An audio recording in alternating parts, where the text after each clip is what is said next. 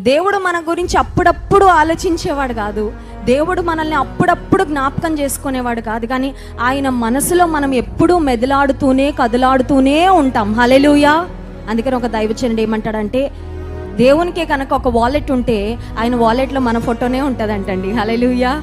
దేవునికే కనుక ఒక ఫ్రిడ్జ్ ఉంటే ఆ ఫ్రిడ్జ్ మీద మన ఫోటోనే ఉంటుందంట. అంటే అర్థం ఏంటంటే, దేవుడు మనల్ని ఎప్పుడు తన కళ్ళ ఎదుటే ఉంచుకోవాలని ఆయన ఇష్టపడుతున్నాడు. ఆయన జ్ఞాపకాలలో మనము నిత్యము ఉన్నాము. You may be forgotten by people. ఒకవేళ మీ జీవితంలో మీరు బాగా ప్రేమించిన వాళ్ళు మిమ్మల్ని మర్చిపోయారేమో. మీరు ఫోన్ చేస్తుంటే ఫోన్ స్విచ్ ఆఫ్ చేసేసారేమో.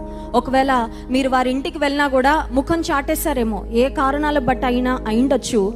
ప్రేమించిన వారు దూరం అయినప్పుడు వచ్చే పెయిన్ చాలా చాలా లోతుగా ఉంటుందండి. It's a very deep pain.